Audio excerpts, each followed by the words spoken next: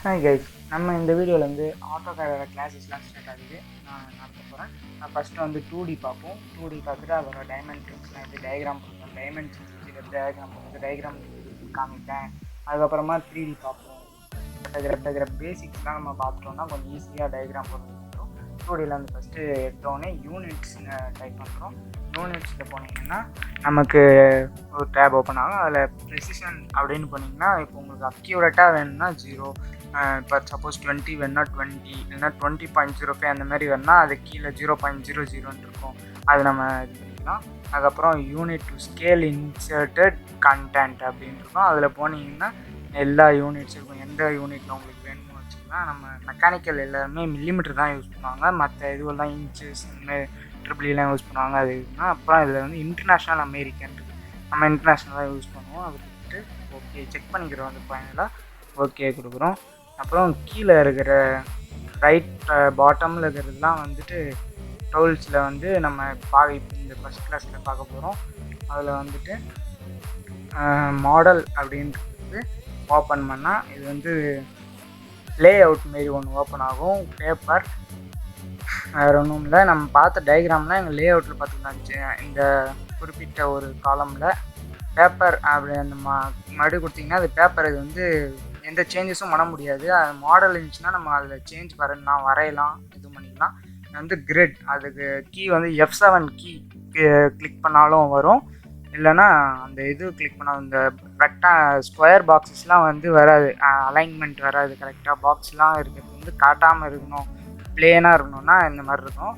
Grid on பண்ணிங்கன்னா அந்த பாக்ஸஸ்லாம் காட்டும், ஆக்சிஸ்லாம் காட்டும். வேறு எதுவும் இல்லை. கிரிட் அது F7 கீ ஷார்ட்கட் கீ. அடுத்து நம்ம வந்து இது வந்து ஸ்னாப் மோட் அப்படின்வாங்க. அதுக்கு வந்து F9 வந்து ஷார்ட்கட் கீ. அதில் வந்து போனீங்கன்னா செட்டிங்ஸில் அப்படியே லெஃப்ட் கிளிக் பண்ணிங்கன்னா செட்டிங்ஸுன்னு போனீங்க, ஸ்னாப் செட்டிங்ஸ் அப்படின்னு போனீங்கன்னா இது வந்து snap X spacing, snap Y spacing அப்படின்னு இருக்கும். அது கீழே equal X and Y spacing அப்படின்னு செக் பாக்ஸ் கிளிக் பண்ணியிருந்தீங்கன்னா அது ஒன்று மாற்றினாலும் ஈக்குவலாக தான் சேஞ்ச் ஆகும். அது வேறு எதுவும் இல்லை. ஒரு பாக்ஸுக்குள்ளே அந்த பாக்ஸுக்கு இப்போ நீங்கள் கிராஃப் ஷீட் வாங்கினீங்கன்னா 1 யூனிட் = 10 சென்டிமீட்டர் அந்த மாதிரி போடுவீங்க. அதுக்கான அதே மாதிரி தான் இதில் கிரிட்டுக்கு இதில் தந்திருப்பாங்க. வேறு எதுவும் இல்லை. Snap type isometric, rectangular. இந்த ரெக்டாங்குலர் ஐசோமெட்ரிக் வந்து மாறும். நான் அது இன்னொரு டூல்ஸில் போகும்போது காட்டுறேன். அவ்வளோதான். இது ஸ்னாப் செக் பண்ணிவிட்டு ஓகே கொடுக்கணும். அப்புறம் ரெஸ்ட்ரிக்ட் இது ஆர்த்தோ, அது வேறு எதுவும் இல்லை. ஆர்த்தோ கொடுத்தீங்கன்னா அதுக்கு கீ வந்து F8. ஆர்த்தோ இப்போ ஆனில் இருந்துச்சுன்னா நம்ம வரைகிற லைன் வந்து ஸ்ட்ரெயிட்டாக ஹரிசாண்டல் ஆர் வெர்டிக்கல், இன்க்ளைண்டே வராது. ஒன்று ஹரிசாண்டல் இல்லைனா வெர்டிக்கல், அதாவது 80 டிகிரி, 180 டிகிரி, 90 டிகிரி, இது மட்டும்தான் வரும் ஆர்த்தோவில். அதுக்கு F8 அப்படியே F8 கீயை கிளிக் பண்ணிங்கன்னா வரும். இப்போ ஆர்த்தோ ஆனில் இருக்கும்போது அது பக்கத்தில் இருக்கிற போலார் வந்து ஆஃபில் இருக்கும். அப்படி போலார் ஆன் பண்ணிங்கன்னா ஆர்த்தோ ஆஃபுக்கு போயிடும். போலார்னா வேறு எதுவும் இல்லை. இப்போ ஆர்த்தோன்னா அதுக்கு பார்த்தோம் வெறும் horizontal R inclined, horizontal R vertical அப்படி தான் வரும். போலார்னால் அதுக்கு ஆப்போசிட் அப்படியே இன்க்ளைண்டும் வரும். போலார் வந்துட்டு F10 வந்து ஷார்ட்கட் கீ. இது வந்து இன்க்ளைண்டில் வரும். எவ்வளோ எந்த ஆங்கிள் வேணுமோ அதை செட் பண்ணிக்கலாம். ஆர்த்தோக்கும் போலாருக்கும் இதான் டிஃப்ரென்ஸு. நெக்ஸ்ட்டு நம்ம பார்க்க போகிறது வந்து ஐசோமெட்ரிக் அப்படின்றது. இது டெலீட் பண்ணணும் அப்படின்னா இப்போ ட்ராக் பண்ணி எழுதலாம். From left to right track பண்ணிங்கன்னா வந்து அதில் இருக்கிற ஒரு ஆப்ஜெக்ட் இருக்குன்னா அந்த ஃபுல்லாக இருக்கிறது மட்டும்தான் டெலீட் ஆகும். இப்போ ரைட்லேருந்து ட்ராக் பண்ணி எழுதிங்கன்னா அந்த ஆப்ஜெக்டோட பாதியில் நீங்கள் கட் பண்ணாலுமே ஃபுல் ஆப்ஜெக்டும் டெலீட் ஆகிடும். அவ்வளோதான் இது டிஃப்ரென்ஸ் டெலீட் பண்ணுறது. இப்போ அடுத்து நம்ம அந்த டூல்ஸில் பார்க்க போகிறது வந்து ஐசோமெட்ரிக் டிராஃப்டிங் அப்படின்றது. ஐசோமெட்ரிக் டிராஃப்டிங் வந்து நம்ம ஆனில் வச்சோம்னா இப்போ 2 ஆக்சிஸ் இருக்கும். அது வந்து நீங்கள் ஐசோமெட்ரிக் அப்படின்றத வந்து ஈஸிலேயே படிச்சிருக்கீங்க. ஒரு ஆங்கிள் இருக்குன்னா அந்த ஆங்கிளில் ஒரு பிளேன் இருக்குன்னா அந்த பிளேன்லேருந்து 30 டிகிரிக்கு பிளேன் போச்சுன்னா அது பேர் தான் ஐசோமெட்ரிக். அது வந்து வரைவோம். நம்ம இதுக்கு வந்து நீங்கள் வந்து ஆர்த்தோவில் வச்சுருக்கோம். எப்போவுமே ஆர்த்தோவில் வச்சுட்டு F5 அப்படின்னீங்கன்னா இப்போ ஒரு வெர்டிக்கல் ஆக்சிஸ்க்கு அங்கே க்ரீன் கலர் அந்த கர்சர் இருக்கும், க்ரீன் அண்ட் ரெட் இருக்கும். அதில் இப்போ க்ரீன் வேணும்னா இப்போ ஸ்ட்ரெயிட் லைனில் போகுதுன்னா நீங்கள் வந்து அடுத்து F5 கொடுத்தீங்கன்னா மறுபடியும் இந்த ரெட் கலர் லைனுக்கு அந்த சைடுக்காக போகும். அது நான் உங்களுக்கு அடுத்த அதுவும் தனியாக ஒரு கிளாஸ் இருக்குது. அதுக்குன்ட்டு இந்த டயக்ராம் மட்டும் எப்படி வரையணும்னு அதில் எடுப்பேன். சும்மா டூல்ஸ் என்னென்ன இருக்குன்ட்டு ஃபஸ்ட்டு பார்க்குறோம், வேறு எதுவும் இல்லை. சும்மா ஒரு சாம்பிள் டயக்ராம். இதில் வந்துட்டு எந்த ஆக்சஸ் 3 ஆக்சஸ் இருக்கும், லெஃப்ட் ரைட்டுன்னு வந்து எங்கள் பக்கத்தில் இருக்கிற ஏரோ மார்க் பண்ணிங்கன்னா அங்கே வந்து லெஃப்ட் டாப்பு ரைட் அப்படின்ட்டு இருக்கும். நமக்கு எந்த ஆக்சஸ் வேணுமோ எந்த பிளேன் வேணுமோ சூஸ் பண்ணிக்கலாம். அது ஆஃப் பண்ணிட்டா நார்மல் 2D டயக்ராம். அதுக்கப்புறம் இது நம்ம பார்க்க போகிறது வந்து ஆப்ஜெக்ட் ஸ்னாப் ட்ராக்கிங் அப்படின்றது அடுத்த டூல் பார்க்கணும். அதில் வேறு எதுவும் இல்லை. இப்போ வந்து ஆப்ஜெக்ட் ஸ்னாப் ட்ராக்கிங் ஆனில் இருந்துச்சுன்னா இந்த மாதிரி க்ரீன் கலர் ஆக்சஸ் இந்த ஸ்ட்ரெயிட் ஹரிசாண்டல் வெர்டிக்கல் ஆக்சஸ் வந்து தெரியும்.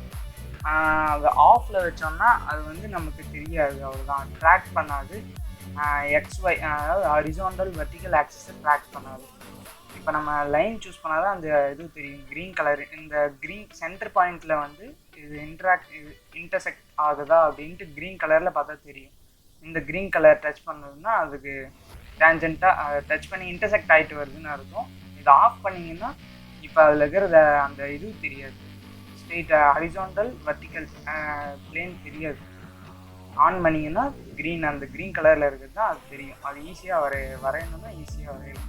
அது வந்து ஆப்ஜெக்ட் ஸ்னாப் அப்படின்றது. இது வந்து செட்டிங்ஸ், அது ரைட் கிளிக் பண்ணி செட்டிங்ஸுக்கு போனீங்கன்னா இந்த மாதிரி ஓப்பன் ஆகும். நம்ம எல்லாத்தையும் கிளிக் பண்ணி வச்சுக்கிட்டா ஈஸியாக இருக்கும். செக் பாக்ஸ் கிளிக் பண்ணி வச்சிங்கன்னா ஈஸியாக இருக்கும். அது எதுனா ஒன்று ஆஃப் பண்ணிங்கன்னா இது கொஞ்சம் ஆஃப். இப்போ ஆப்ஜெக்ட் ஸ்னாப்பை ஆஃப் பண்ணுறேன். அப்போ வந்து தெரியல பாருங்கள், அந்த க்ரீன் கலர் இன்டர்செக்ட் ஆகிறது தெரியல, மிட் பாயிண்ட்டும் காட்டல, அந்த சர்க்கிளுக்கு மிட் பாயிண்ட்டும் காட்டல. இப்போ நம்ம அதை ஆன் பண்ணோம்னா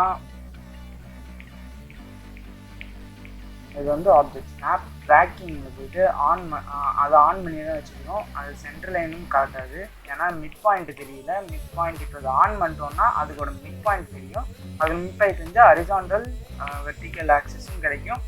நம்ம டேஞ்சென்ட் வரையணும்னா கூட இதை ஆன் பண்ணினா டேஞ்சென்ட் காட்டும். அங்கே இருக்கிறதுல டேஞ்சென்ட் ஆப்ஷன் வந்து இங்கே ரைட் சைடில் 4th இருக்குது பாருங்கள், டேஞ்சென்ட் அப்படின்றது. அது எல்லாமே காட்டும். இது எல்லாமே இப்போ ஆஃப் பண்ணுறேன், கிளியராக கொடுத்துட்டு அது ஆனில் தான் வச்சுருக்கேன். அது இன்டர்செக்ட் ஆகிற பொசிஷன் காட்டல பாருங்கள். க்ரீன் கலரில் இந்த லோடிங் சிம்பிள் இருக்குமே, பழைய கம்ப்யூட்டரில் இருக்கிற லோடிங் சிம்பிள் இருக்கும், அந்த மாதிரி இருக்கிறது கூட காட்டலை.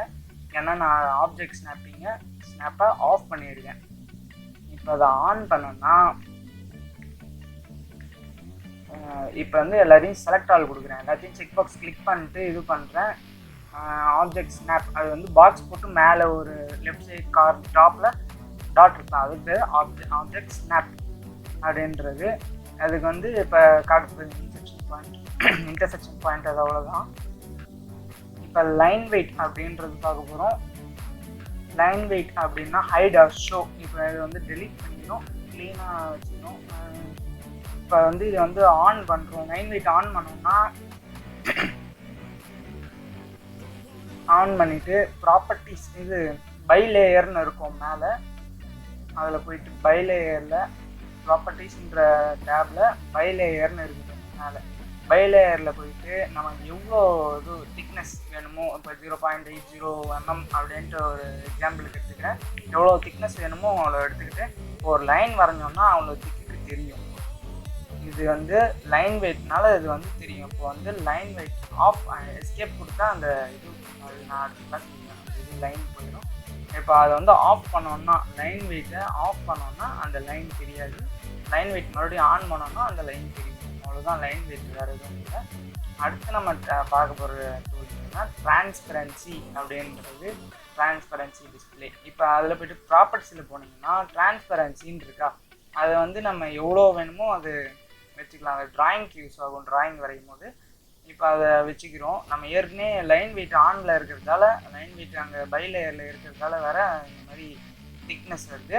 இப்போ டிரான்ஸ்பரன்சி நம்ம 80 வச்சுருந்தோம், அதனால் வந்துட்டு லைட்டாக தெரிஞ்சிச்சு. டிரான்ஸ்பரன்சி ஆஃப் பண்ணோம்னா நம்ம டிஃபால்ட்டாக தெரியும், டிஃபால்ட் 0ல் இருக்கும் டிஃபால்ட்டாக, அது வந்து தெரியும். இப்போ லைன் வெயிட்டையும் ஆஃப் பண்ணிட்டேன், அது டிஃபால்ட் பை லேயரும் வந்துடும்.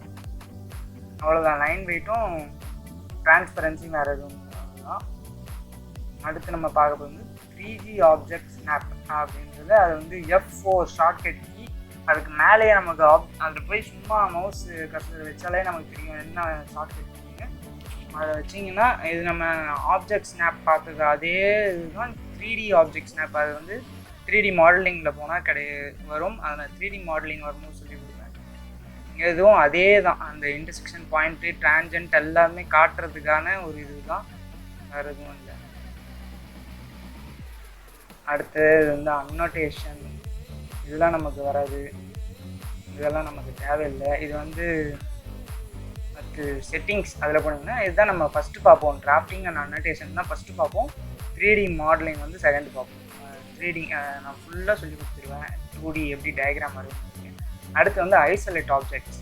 ஐசோலேட் ஆப்ஜெக்ட்ஸ் பை லேயர்ஸ்னு இருக்கும்ல மேலே நடுவில், அதுலேயும் வரும். இதுலேயும் நான் சொல்லி கொடுத்துருக்கேன். ஐசோலேட் அப்படின்னா இப்போ வந்து ஒரு லைன் வரைகிறோம்னா, இப்போ ஒரு லைன் வரைகிறோம், அதில் வந்துட்டு ஹைட் ஆப்ஜெக்ட் அப்படின்னு கொடுத்துட்டு செலக்ட் ஆப்ஜெக்ட் கேட்கும். அந்த ஆப்ஜெக்ட் போய் கிளிக் பண்ணிங்கன்னா செலக்ட் பண்ண அந்த ஒரு லைன் மட்டும் தெரியாது, ஆனால் அது அங்கே தான் இருக்கும், அது வந்து ஹைடாக இருக்கும், தெரியாது. எண்ட் ஆப்ஜெக்ட் ஐசோலேஷன் அப்படின்றது கொடுத்தீங்கன்னா அது வந்து நார்மல் எங்கே இருந்ததோ அங்கேயே வந்துடும், அதாவது அன்டூ மாரி அது. அடுத்து வந்து ஐசோலேட் ஆப்ஜெக்ட் அப்படின்னு கொடுத்தீங்கன்னா அந்த செலக்ட் ஆப்ஜெக்டில் போய்க்கிடுச்சுன்னா அந்த ஆப்ஜெக்ட் கொடுத்தீங்கன்னா அந்த ஆப்ஜெக்ட் மட்டும் இருக்கும், மற்ற ஆப்ஜெக்ட்லாம் ஹைட் ஆகிடும். ஐசோலேட்னா எந்த ஆப்ஜெக்ட் வேணுமோ அது, ஹைட் ஆப்ஜெக்ட்னா எந்த ஆப்ஜெக்ட் வேணாமோ அதை ஹைட் பண்ணுறதுக்கு. எந்த ஆப்ஜெக்ட் கொடுத்தீங்கன்னா மறுபடியும் அந்த மாரி அது வந்துடும். நீங்கள் மறைய வச்சது எல்லாமே நார்மலாக பழைய மாரி இருக்கும். ஸ்க்ரீன் ஆன் ஸ்க்ரீன் வந்து ஃபுல் ஸ்க்ரீன் வைக்கிறது, ஃபுல் ஸ்க்ரீன் வேணாமா, அதாவது கீழே இருக்கிற டாஸ்க் பார்லாம் தெரியாது, அவ்வளோதான். அடுத்து நீங்கள் இப்போ நம்ம பார்த்தது grid, snap mode, auto mode, polar tracking எல்லாமே இதுதான். இதில் வந்து நீங்கள் எதெல்லாம் வேணுமோ அதெல்லாம் கிளிக் பண்ணிக்கலாம். இப்போ உங்களுக்கு யூனிட்ஸ் வேணும் அப்படின்னு இருந்துச்சுன்னா யூனிட்ஸ் கிளிக் பண்ணிக்கிட்டிங்கன்னா யூனிட்ஸ் வரும். நீங்கள் வந்து யூனிட்ஸ்னு டைப் பண்ணிட்டு போகிறதால அந்த யூனிட்ஸில் போய்ட்டு உங்களோட ப்ரிசிஷன் அண்ட் யூனிட்னா யூனிட் மில்லிமீட்டர் அந்த மாதிரி வேணும்னா அது கொடுத்துக்கலாம். இதில் கீழே இருக்கிற டூல் அவ்வளோதான். கீழே இருக்கிற டூல்லாம் கிளியராக பார்த்துட்டோம். அதனால் டவுட் இருந்தால் கமெண்ட் பாக்ஸில் கமெண்ட் பண்ணுங்கள். அடுத்து நம்ம அடுத்த கிளாஸில் வந்துட்டு இந்த ட்ரா டூல் அதெல்லாம் பார்க்க போகிறோம். லைன், பாலிலைன், சர்க்கிள், ஆர்க், அடுத்து ரெக்டாங்கிள், பாலிகான், எலிப்ஸ், ஹேட்ச் எப்படி பண்ணுறது அது எல்லாமே நான் சொல்லி தர போகிறேன். இந்த வீடியோ உங்களுக்கு புரியலன்னா கமெண்ட் பாக்ஸில் கமெண்ட் பண்ணுங்க. நான் அடுத்து இன்னொரு வீடியோவில் இது புரியறது பார்க்குறேன். ஹேட்ச், கிரேடியன்ட் எல்லாமே இருக்கும். இந்த பேசிக்ஸ் இது அவ்வளோதான். அடுத்து நம்ம அடுத்த கிளாஸ்லேருந்து தான் கொஞ்சம் ட்ரா டூல் என்னென்னலாம் ட்ரா பண்ணணும் எல்லாத்தையும் பார்க்க போகிறோம். இந்த கிளாஸில் நம்ம பார்த்த வரைக்கும் அவ்வளோதான். இதுக்கப்புறம் நம்ம இந்த 2D ஃபுல்லாக உங்களுக்கு நான் வீடியோ போட்டுருவேன். அப்புறம் அடுத்து 3D போவேன். உங்களுக்கு இது பிடிச்சிருந்துச்சின்னா ஷேர் பண்ணுங்கள், சப்ஸ்கிரைப் பண்ணுங்கள். இது வந்து உங்களுக்கு புரிஞ்ச மாதிரி இருந்துச்சுன்னா எல்லாருக்கும் ஷேர் பண்ணி பார்க்க சொல்லுங்கள்.